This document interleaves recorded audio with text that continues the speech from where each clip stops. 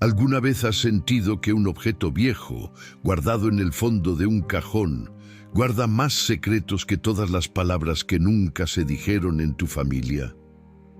Imagina una llave oxidada pequeña con el metal comido por el tiempo, que una vez abrió la puerta de una casa en el barrio de Santiago, en Oaxaca, donde el polvo de los adobe se mezcla con el aroma de las tortillas recién hechas y el sonido lejano de los cohetes anunciando alguna fiesta patronal. Esa llave perteneció a Mateo, un niño que creció entre los pasillos del Hospital General del DIF, en la ciudad de Oaxaca, un lugar donde las paredes blancas parecen absorber los llantos y los sueños de quienes llegan sin nadie que los reclame. Mateo llegó allí con apenas 3 años, envuelto en una cobija raída que olía a tierra húmeda y a humo de leña, dejado en la entrada por una figura que se desvaneció en la niebla de la madrugada oaxaqueña. Nadie sabía su nombre completo, solo que venía de un ranchito perdido en la sierra donde las cabras pastan entre nopales y las noches son tan frías que el aliento se congela en el aire. En el DIF, las enfermeras lo bautizaron Mateo, porque era el día de San Mateo, y desde entonces, ese niño de ojos grandes y curiosos aprendió a navegar un mundo de camas compartidas, horarios estrictos y el eco constante de otros niños que, como él, esperaban un abrazo que tal vez nunca llegaría. Pero esta no es solo la historia de un abandono. Es el relato de cómo un objeto insignificante, una llave que Mateo encontró años después en el fondo de una caja de cartón olvidada, despertó memorias que se negaban a quedarse cerradas como una puerta que cruje en la noche y deja entrar el viento del pasado. Piensa en eso mientras te cuento. ¿Qué pasaría si un día, caminando por las calles empedradas de Oaxaca, con el sol filtrándose entre las hojas de los jacarandas morados, encontraras algo que te conecta con un tiempo que creías perdido?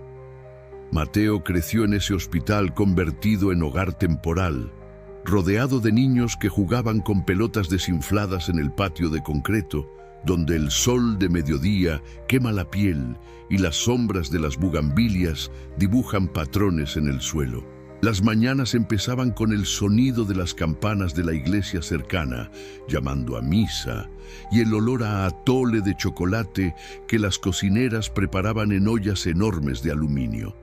Mateo era callado, observador. Se sentaba en las escaleras del módulo de adopciones, mirando cómo parejas entraban y salían, eligiendo a otros niños con sonrisas más amplias o cabellos más limpios. Él guardaba en su bolsillo una piedrecita redonda que había encontrado en el jardín, su único tesoro, hasta que un día, durante una limpieza general, una trabajadora social revolvió las pertenencias donadas y sacó una cajita de madera con cerradura, diciendo que pertenecía a un niño que se fue hace años. Mateo, con el corazón latiendo fuerte como los tambores en la Guelaguetza, se acercó y vio la llave oxidada colgando de un hilo dentro de la caja. La tomó en sus manos pequeñas, sintiendo el frío del metal y el peso de algo desconocido. Esa llave no abría nada en el DIF. Las puertas allí eran de metal moderno, con candados electrónicos. Pero en su mente infantil imaginaba que habría un mundo secreto, quizás la casa de donde vino, con una madre que cocinaba mole negro en ollas de barro y un padre que contaba historias de los espíritus de la montaña. Los días pasaban lentos en el hospital, con clases en salones improvisados donde aprendían a leer con libros gastados, a sumar números en pizarras llenas de tiza y a compartir juguetes que siempre faltaban. Mateo compartía dormitorio con 5 niños más, camas alineadas contra paredes pintadas de verde pálido, con mosquiteros que olían a cloro.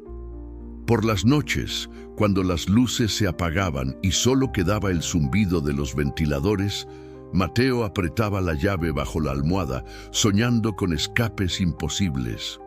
Las educadoras notaban su silencio, su forma de apartarse cuando había visitas.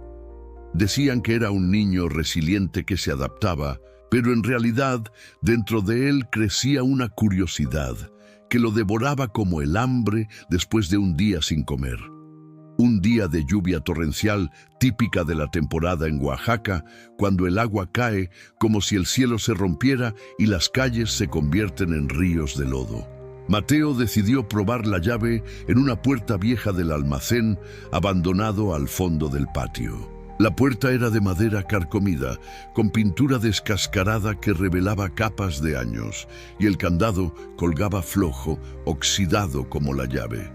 Con manos temblorosas insertó la llave, giró con un chirrido que resonó en el silencio de la tormenta y la puerta se abrió a un cuarto lleno de cajas polvorientas, archivos olvidados y objetos perdidos de niños que ya no estaban. Allí, entre papeles amarillentos con nombres y fechas, encontró una foto borrosa. Una mujer joven con trenzas largas, sosteniendo a un bebé envuelto en la misma cobija raída que él recordaba vagamente. El corazón de Mateo se aceleró. ¿Era esa su madre?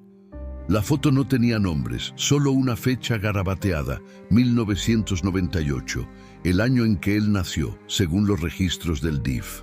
Guardó la foto en su bolsillo junto a la llave y desde entonces esa imagen se convirtió en su brújula emocional.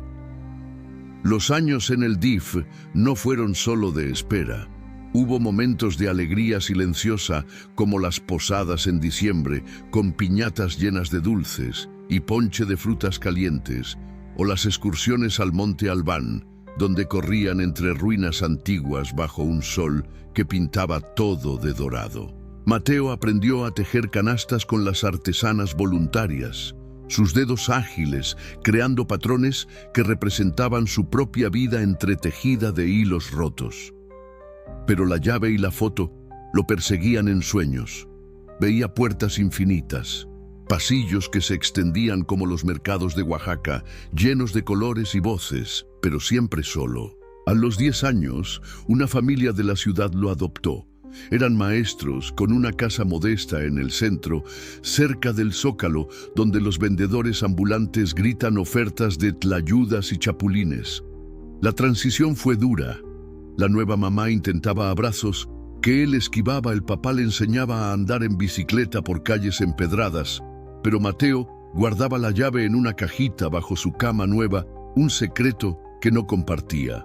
En la escuela pública, con uniformes azules y mochilas pesadas, hacía amigos que hablaban de familias completas, y él inventaba historias para encajar, diciendo que sus padres viajaban mucho.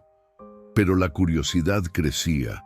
Empezó a preguntar en el DIF, ahora como visitante, sobre la caja donde encontró la llave, y las trabajadoras, con miradas compasivas, le decían que esos archivos eran confidenciales, que lo mejor era mirar hacia adelante, hacia la nueva vida que tenía con padres que lo querían de verdad. Mateo asentía, pero en su interior el pasado era como el río Atoyac en temporada de lluvias, crecido e imposible de contener, arrastrando recuerdos que él ni siquiera sabía que tenía. Ya con 12 años en la casa de sus padres adoptivos, una vivienda de adobe, renovado en el barrio de Jalatlaco, con paredes pintadas de colores vivos y un patio donde crecían bugambilias que trepaban por las rejas. Mateo pasaba las tardes explorando el ático, un espacio lleno de trastos viejos que olían a naftalina y a tiempo detenido. Allí encontró un baúl de madera con herrajes oxidados, similar al candado del almacén del DIF, y sin pensarlo 2 veces sacó la llave de su cajón secreto, la que guardaba envuelta en un pañuelo bordado por su mamá adoptiva. El corazón le latía como los tambores de la calenda en la calle, y al girar la llave, el baúl se abrió con un crujido que resonó en el silencio de la siesta oaxaqueña, revelando ropa vieja, fotos descoloridas y un cuaderno de tapas duras con el nombre María, escrito en letras infantiles. María, pensó Mateo, ¿sería la mujer de la foto? Hojeó las páginas amarillentas, llenas de dibujos de casas con techos de teja, niños jugando con canicas y frases cortas como «Hoy comimos mole con arroz» o «Papá trajo dulces de la feria». El cuaderno olía a tierra seca y a lápiz gastado, y en la última página había una nota. Si alguien encuentra esto, dile a mi hijo que lo esperé en la puerta con la llave hasta que no pude más.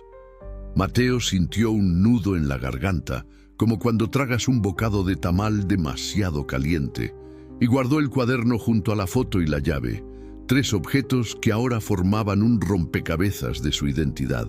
Sus padres adoptivos notaban que algo lo inquietaba. La mamá, una maestra de primaria con delantal siempre manchado de gis, le preparaba chocolate caliente con canela y le preguntaba si extrañaba el DIF. Pero Mateo solo sonreía tímidamente y decía que todo estaba bien, que le gustaba la escuela nueva donde aprendía sobre la historia de Oaxaca, de los zapotecas y los mixtecos de mercados que existían desde antes de los españoles.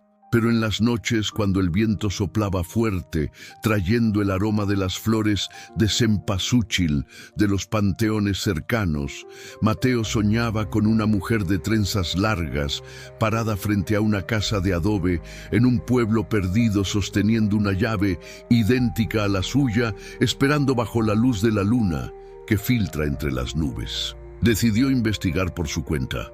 Empezó a caminar los sábados por el mercado Benito Juárez, entre puestos de alebrijes tallados a mano y montones de chile guajillo, preguntando a los vendedores más ancianos si conocían a alguna María que hubiera perdido un hijo en los 90.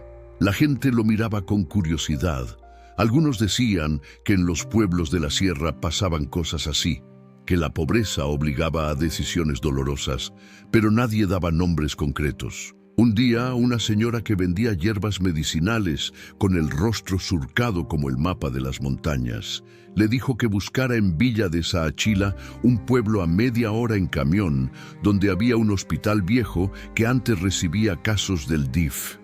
Mateo ahorró su domingo el dinero que ganaba, ayudando a su papá a cargar libros en la escuela, y tomó el camión colectivo que huele a gasolina y a sudor, con asientos de vinil rotos y música de marimba sonando en la radio. Llegó a Saachila bajo un sol que quema la nuca, el pueblo con su iglesia barroca y sus calles donde los burros cargan leña, y encontró el hospital abandonado, un edificio de ladrillo rojo con ventanas rotas y enredaderas cubriendo las paredes como venas verdes. Entró con cautela, el eco de sus pasos resonando en pasillos donde el polvo bailaba en rayos de luz, y en una oficina derruida halló archivos tirados, carpetas con nombres desvaídos por la humedad. Buscó entre ellos las manos temblorosas hasta dar con una que decía María López, ingreso 1998, niño varón entregado al DIF Oaxaca. El papel crujió al abrirlo, revelando una dirección: un ranchito llamado San Andrés, en las afueras, y una nota de la enfermera: madre soltera, sin recursos, promete regresar. Mateo sintió que el mundo se detenía, como cuando el camión frena de golpe en una curva, y copió la dirección en un pedazo de papel, guardándolo con sus tesoros. De regreso en Oaxaca, compartió por primera vez su secreto con su mejor amigo en la escuela, un niño llamado Pedro que vivía en la misma colonia y coleccionaba tapas de refresco. Pedro, con ojos brillantes, propuso ir juntos en bicicleta un fin de semana, atravesando los campos de agave donde los mezcaleros destilan el licor que huele a humo y tierra. Los padres de Mateo, al enterarse, se preocuparon, pero vieron en sus ojos una determinación que no podían apagar. Así que les dieron permiso con la condición de llevar celulares y volver antes del anochecer. El viaje fue una aventura, pedaleando por caminos de terracería que levantan polvo rojo, pasando por milpas donde el maíz susurra con el viento, deteniéndose a beber agua de coco fresco en un puesto al borde de la carretera. Llegaron a San Andrés al mediodía, un puñado de casas de adobe con techos de lámina, gallinas picoteando en el suelo y perros ladrando a los extraños. Preguntaron por María López, y una vecina anciana, sentada en una silla de mimbre tejiendo una hamaca, Señaló una casa al fondo, con la puerta pintada de azul desvaído y un nopal gigante en el patio. Mateo sintió las piernas flojas, como si el mole de la fiesta anterior le pesara en el estómago, pero avanzó, la llave apretada en el puño. Tocó la puerta de madera, que crujió igual que el baúl, y una mujer de unos 40 años abrió, con trenzas grises y ojos que se humedecieron al verlo. No dijo nada al principio, solo lo miró, y Mateo sacó la foto del bolsillo, mostrándosela. ¿Eres tú?, preguntó con voz temblorosa. La mujer, María, asintió, las lágrimas rodando por mejillas curtidas por el sol de la sierra, y lo abrazó con fuerza, oliendo a jabón de coco y a leña quemada. Explicó que la vida la había obligado a dejarlo, que el padre se fue a Estados Unidos y nunca volvió, que no tenía cómo alimentarlo, pero que cada año en su cumpleaños iba al DIF con la esperanza de verlo. Mateo lloró por primera vez en años, un llanto silencioso que liberaba el nudo guardado en el pecho, y María sacó de un cajón una llave idéntica, nueva, diciendo que había hecho una copia para el día que regresara. Pasaron la tarde hablando sentados en el patio, bajo la sombra de un árbol de mango, comiendo mangos verdes con chile y limón, mientras María contaba historias de cuando Mateo era bebé, cómo gateaba entre las gallinas y reía con el sonido de la lluvia en la lámina. Pedro esperaba afuera, respetando el momento, y al atardecer pedalearon de vuelta, con Mateo llevando en el corazón una puerta que finalmente se abría. Al llegar a casa, contó todo a sus padres adoptivos, que lo escucharon con lágrimas abrazándolo y diciendo que siempre sería su hijo, pero que ahora tenía dos familias, como los hilos de un rebozo que se entrelazan sin romperse. Mateo guardó las dos llaves en una cajita de madera que él mismo talló en la clase de carpintería de la escuela, uniendo los pedazos de su pasado con el presente que construía día a día en las calles empedradas de Oaxaca, donde el aroma del pan de yema salía de las panaderías al amanecer y las campanas de la catedral marcaban las horas con un eco que parecía abrazar a toda la ciudad. Los días siguientes fueron de una conexión profunda pero silenciosa. Mateo visitaba San Andrés cada 15 días, tomando el camión que serpenteaba por las curvas de la Sierra Verde, llevando en su mochila cuadernos donde dibujaba mapas de sus emociones, líneas que conectaban el DIF con la casa de adobe, el hospital abandonado con el patio de mangos. María le enseñaba a hacer tortillas a mano, amasando la masa de maíz nixtamalizado, que olía a cal y a tierra fértil, sus manos callosas guiando las suyas, mientras contaban historias de la infancia que él no recordaba, cómo lo mecía en una hamaca tejida con ixtle, bajo las estrellas que brillaban como ojos de los ancestros, o cómo cantaban nanas en zapoteco que ahora él intentaba repetir con torpeza infantil. En casa con sus padres adoptivos, la dinámica cambió sutilmente. La mamá empezó a cocinar mole oaxaqueño los domingos, incorporando recetas que María le enviaba en papelitos arrugados, y el papá organizaba salidas familiares a los pueblos cercanos, como si quisieran tejer un tapiz más grande donde cupieran todos. Mateo sentía que su corazón era como el mercado 20 de noviembre, lleno de puestos diversos, pero unidos por el bullicio de la vida cotidiana, y por primera vez, el silencio que lo había acompañado desde niño se llenaba de voces que no exigían, solo acompañaban. En la escuela, su proyecto de historia local ganó el primer lugar. Un ensayo ilustrado sobre objetos que guardan memorias, con la llave oxidada como protagonista, fotografiada sobre un fondo de textiles oaxaqueños tejidos en telar de pedal.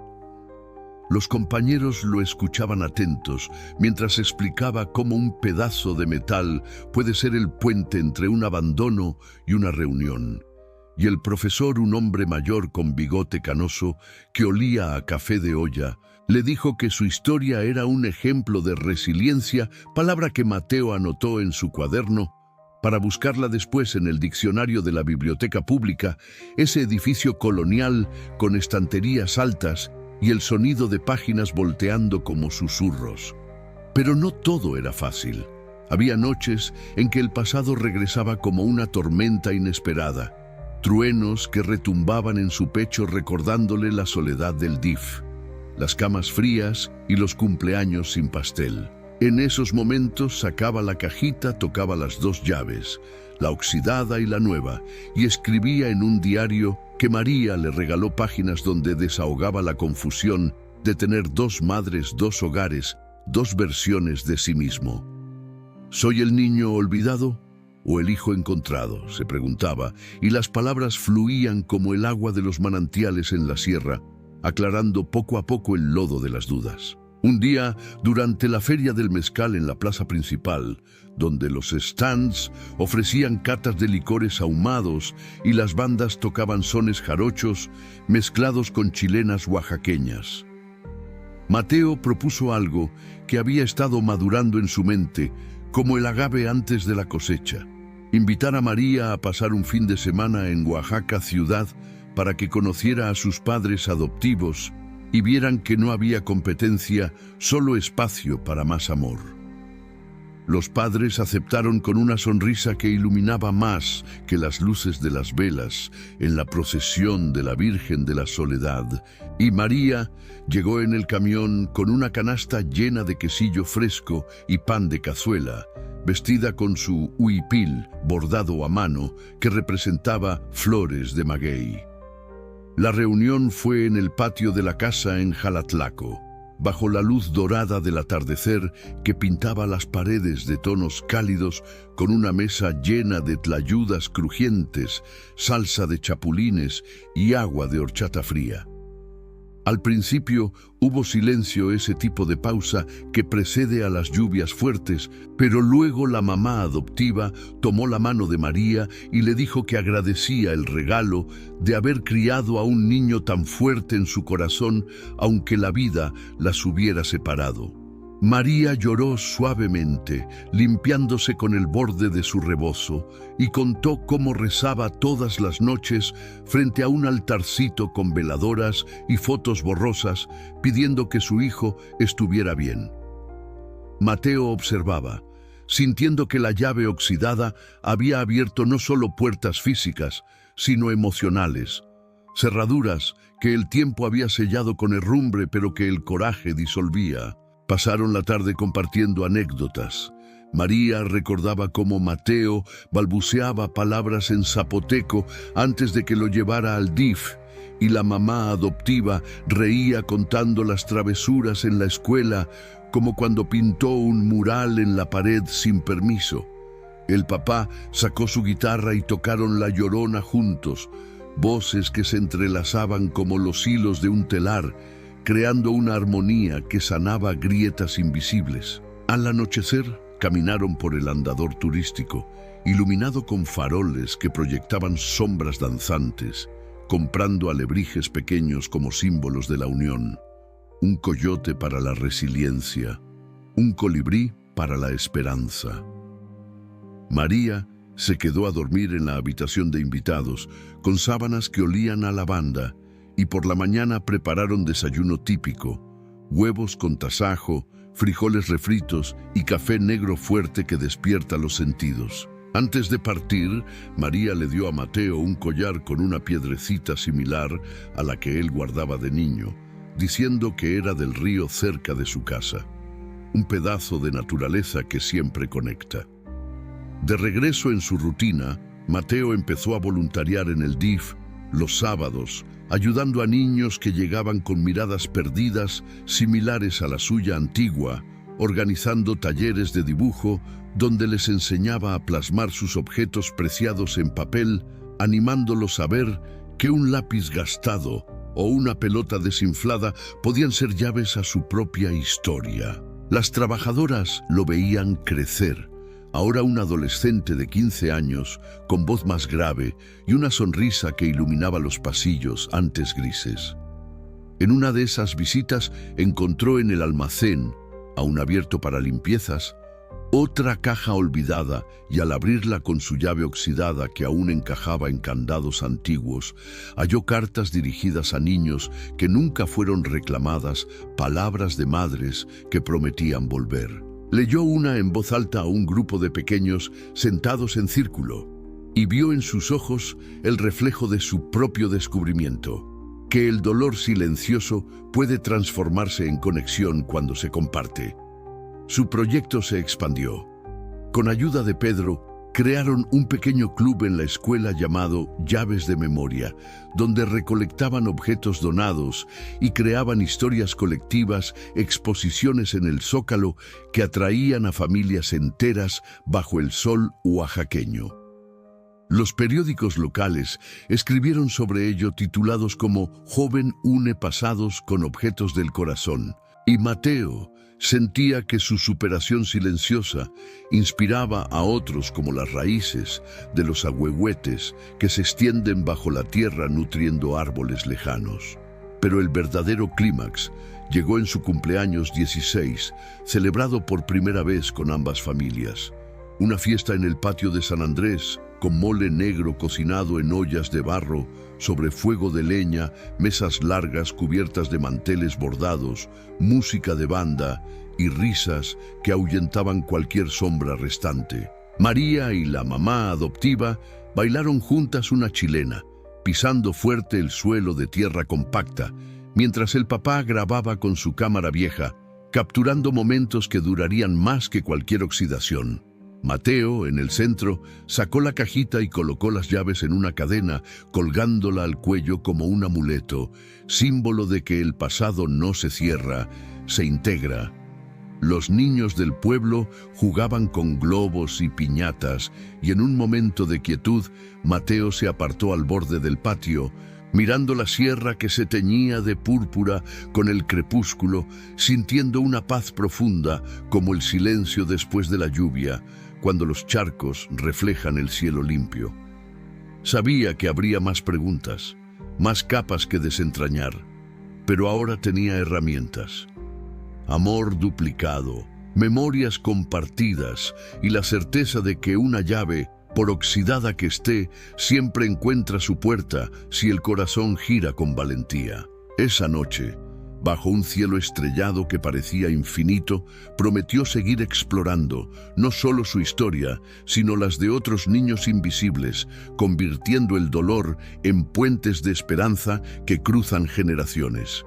Con el paso de los meses, Mateo se convirtió en una figura conocida en los pasillos del DIF de Oaxaca, donde los niños más pequeños lo buscaban para que les contara la historia de la llave que abre corazones, y él llegaba los sábados con su mochila llena de lápices de colores, hojas recicladas y una sonrisa que ya no necesitaba esconderse detrás del silencio. El aroma a cloro mezclado con atole de la cocina institucional ahora le parecía menos frío. Era el olor de un lugar que, aunque temporal, había sido refugio para cientos de almas en espera.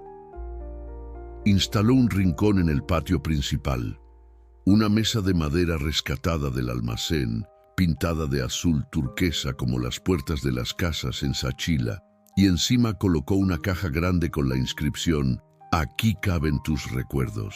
Los niños depositaban piedrecitas, listones deshilachados, tapas de refresco dobladas con formas de animales, objetos humildes que para ellos eran tesoros. Mateo fotografiaba cada uno con el celular que sus padres adoptivos le regalaron en Navidad y luego en la computadora de la biblioteca pública, ese oasis de ventiladores ruidosos y teclados pegajosos, creaba álbumes digitales que proyectaba en una sábana colgada durante las tardes de lluvia. Los pequeños se sentaban en el suelo de concreto hipnotizados por las imágenes gigantes. Esta pulsera de hilos fue de Lucía, que la tejió con su abuela antes de venir aquí. narraba Mateo con voz pausada, y Lucía, una niña de ojos café profundos, asentía orgullosa mientras los demás aplaudían. Así, el dolor silencioso se convertía en relatos compartidos y la soledad se diluía como el azúcar en el agua de Jamaica. En casa, la dinámica familiar florecía como los jacarandás en primavera. Las dos madres intercambiaban recetas por WhatsApp. María enviaba fotos de sus gallinas ponedoras y la mamá adoptiva respondía con imágenes de los pasteles que horneaba para las kermeses escolares. El papá, aficionado a la carpintería, construyó un mueble especial en el pasillo. Un estante con cajitas individuales para cada miembro de la familia, donde guardaban llaves simbólicas, un boleto de camión, una concha marina recolectada en Puerto Escondido durante un viaje todos juntos, un broche de alebrije tallado por María. Mateo colocó allí la suya, la oxidada junto a la nueva, envueltas en un retazo de tela tejida en el telar de pedal que ahora tenían en el patio gracias a una visita de artesanas de Teotitlán del Valle. Los domingos se volvieron días de excursión. Salían temprano en la camioneta familiar con canasta de picnic llena de memelas untadas con asiento de chicharrón y termos de chocolate espumoso rumbo a pueblos donde la niebla abraza las montañas y el canto de los gallos despierta antes que el sol. En una de esas salidas a Mitla entre las ruinas zapotecas, donde las tumbas susurran historias de miles de años, Mateo sintió una conexión ancestral. Tal vez mis abuelos caminaron por aquí, le dijo a María, mientras tocaban las piedras frías grabadas con grecas, y ella respondió que los espíritus de la tierra siempre reconocen a sus hijos, aunque el camino haya sido largo. De regreso, paraban en el mercado de Tlacolula, ese laberinto de colores donde el olor a barbacoa de borrego impregna el aire y los vendedores gritan ofertas de quesillo envuelto en hojas de totomoxtle. Compraban clayudas para la cena y Mateo elegía un alebrije pequeño para añadir a la colección del club en el DIF. En la secundaria, su reputación creció. Lo invitaron a dar charlas en otras escuelas, llevando su caja de recuerdos y explicando cómo un objeto puede ser ancla en la tormenta de la identidad. Los adolescentes, usualmente distraídos con celulares y audífonos, escuchaban en silencio cuando hablaba de la noche en que abrió el baúl y encontró el cuaderno de María. Algunos compartían sus propias historias. Un papá ausente, una mudanza que dejó amigos atrás. Y Mateo anotaba ideas para expandir el proyecto. Con ayuda de Pedro, ahora su compañero inseparable, solicitaron apoyo al ayuntamiento. Un pequeño presupuesto para imprimir folletos que decían «Tu objeto tiene voz, cuéntanosla», distribuidos en colonias populares como Xochocotlán y Santa Lucía del Camino. Las respuestas llegaron en cascada. Madres que guardaban el primer zapatito de sus hijos, abuelos con medallas de ferias pasadas, niños con dibujos arrugados que representaban sueños postergados. El club Llaves de Memoria se volvió un movimiento. Organizaban ferias mensuales en el Zócalo, bajo la sombra de los laureles de la India, donde mesas improvisadas exhibían los objetos y sus historias escritas en cartulinas de colores.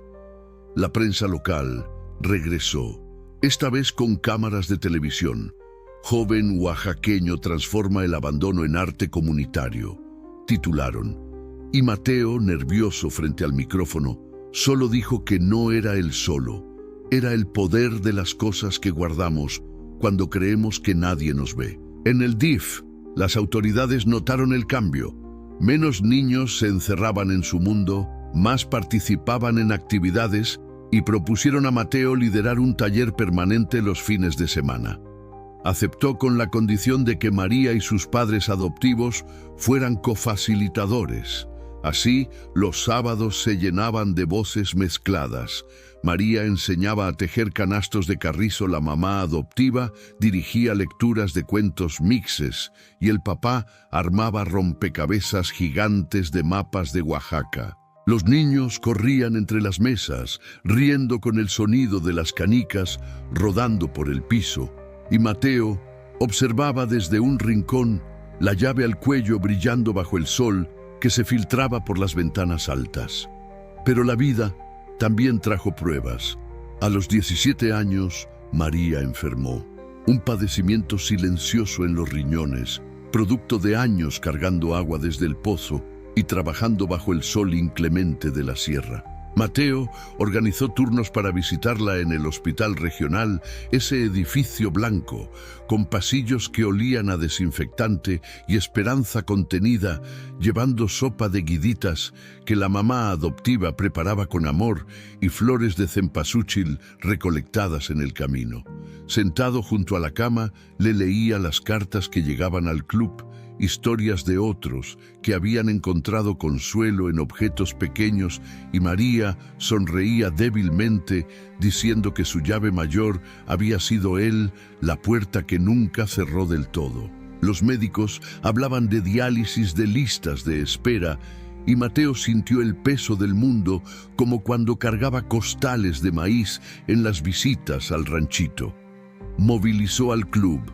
Rifas de alebrijes donados por artesanos kermeses, con antojitos, hasta una campaña en redes locales titulada Una llave para María.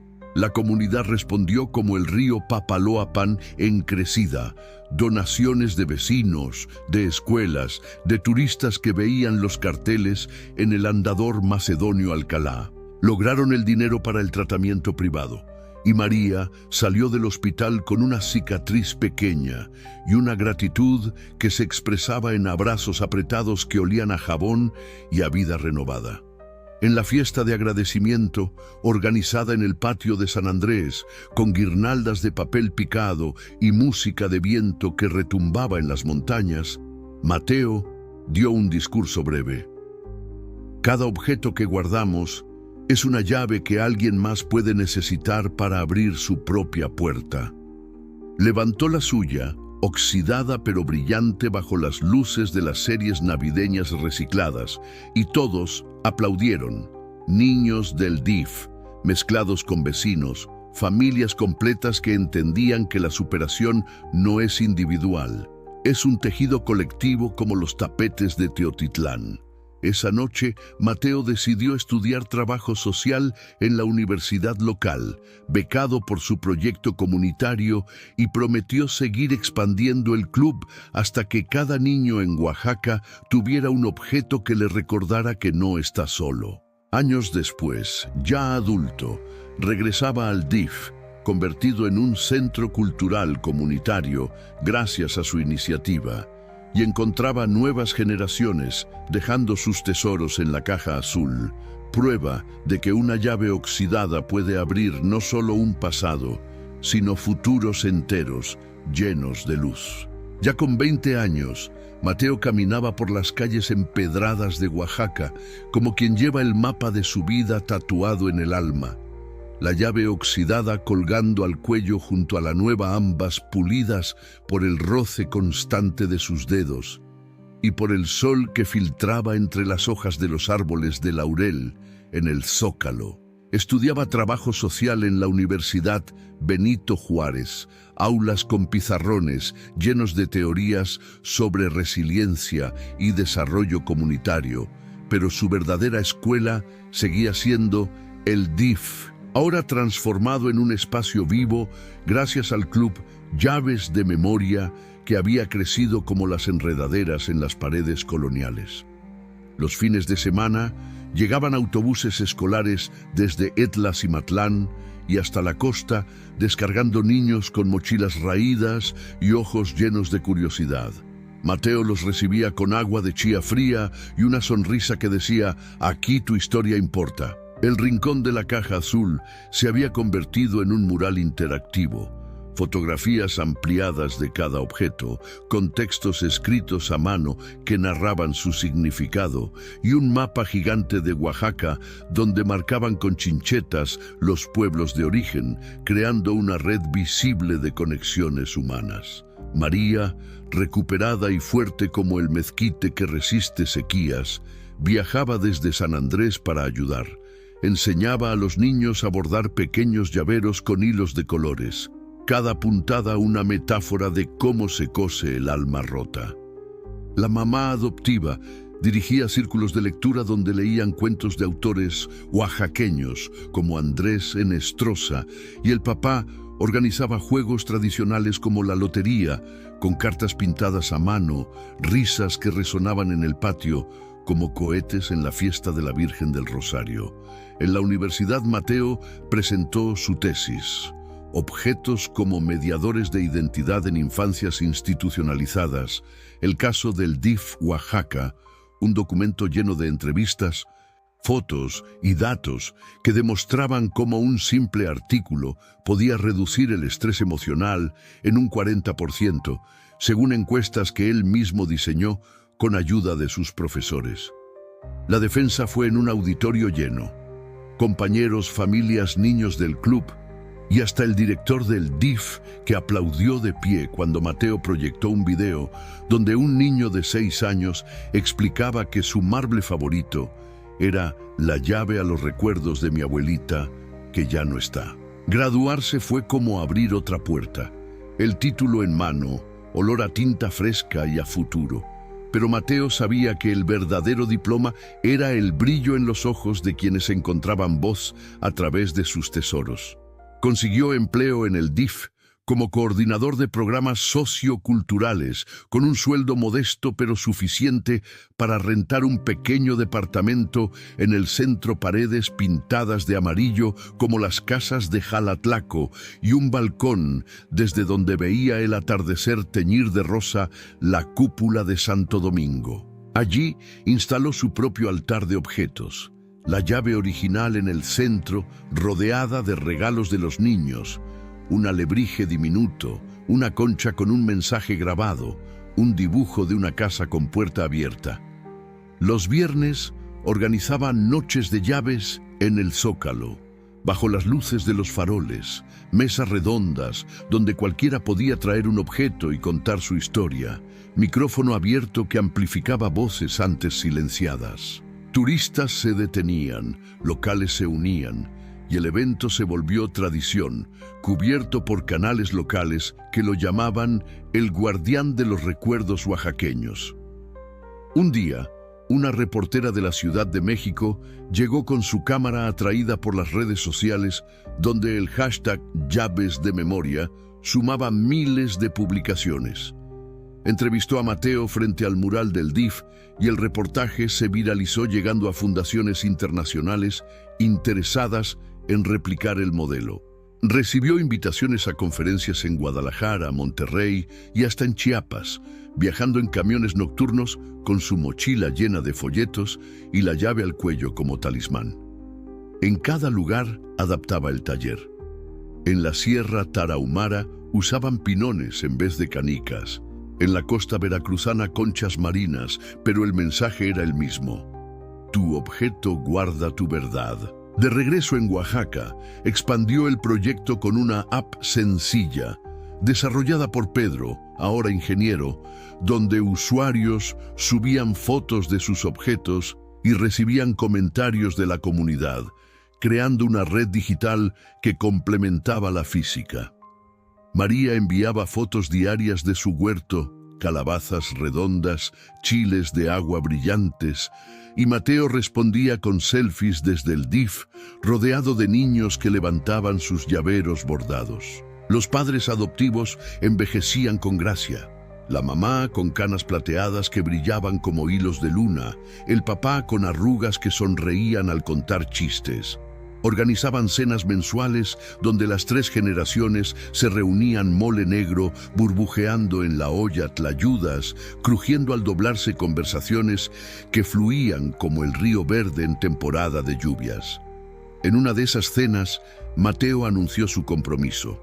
Había conocido a Sofía, una maestra de artes plásticas que voluntariaba en el club, ojos color miel y manos manchadas de pintura ocre. Se habían enamorado compartiendo pinceles durante un taller de murales en el patio. La boda fue sencilla en el Jardín Botánico de Oaxaca, bajo la sombra de los ahuehuetes centenarios, con mesas de madera rústica y centro de flores de cempasúchil. María llevó el ramo tejido con ixtle, la mamá adoptiva, el pastel de 3 leches, y los niños del DIF formaron un pasillo con llaveros que tintineaban como campanas. Intercambiaron anillos grabados con una llave miniatura, símbolo de que juntos abrirían cualquier puerta futura. La luna de miel fue un recorrido por pueblos oaxaqueños en motocicleta, parando en mercados para recolectar objetos que donar al club, durmiendo en hamacas bajo estrellas que parecían más cercanas en la sierra. Al volver, Sofía se unió al equipo. Pintaba retratos de los niños con sus objetos, creando una galería itinerante que exponía en ferias como la Guelaguetza, donde los danzantes giraban con plumas y sonajas, mientras los cuadros colgaban en paredes improvisadas. Años después, con 2 hijos propios, una niña que heredó las trenzas de María y un niño con la curiosidad de Mateo, la familia creció como los magueyes que se multiplican por hijuelos. Los pequeños crecían entre talleres del DIF, aprendiendo que un crayón roto puede ser llave a la imaginación. Y Mateo los llevaba a San Andrés los veranos, corriendo entre nopales y ayudando a María con la cosecha de maíz. El club se convirtió en fundación oficial, con patrocinios de empresas locales de mezcal y chocolate, financiando becas para que niños del DIF estudiaran arte o carpintería. Mateo, ya con canas tempranas que lo hacían parecer sabio, seguía narrando la historia original en eventos. Todo empezó con una llave oxidada encontrada en un almacén polvoriento. Y miren dónde estamos ahora. En su cumpleaños 40, organizaron una ceremonia simbólica en el DIF. Enterraron una cápsula del tiempo bajo el árbol de guayaba del patio, llena de objetos actuales. Un USB con miles de historias digitales, un llavero bordado por su hija, una foto familiar. Prometieron abrirla en 20 años, cuando los niños de hoy fueran adultos y pudieran ver cómo sus dolores silenciosos se convirtieron en puentes. Esa noche, solo en el balcón de su casa, con Sofía dormida a su lado, Mateo sacó la llave original, ahora pulida por el tiempo y el amor, y la sostuvo contra la luz de la luna llena, que bañaba Oaxaca en plata. Sintió que el pasado, lejos de cerrarse, se había integrado como los colores en un telar, hilos de abandono, adopción, reencuentro y legado entrelazados en un textil resistente. Guardó la llave en la cajita que sus hijos decoraron con dibujos, sabiendo que la historia continuaría abriendo puertas en corazones que aún no conocía, prueba de que la superación silenciosa no termina, se multiplica, como las semillas de amate que el viento lleva a nuevos suelos fértiles.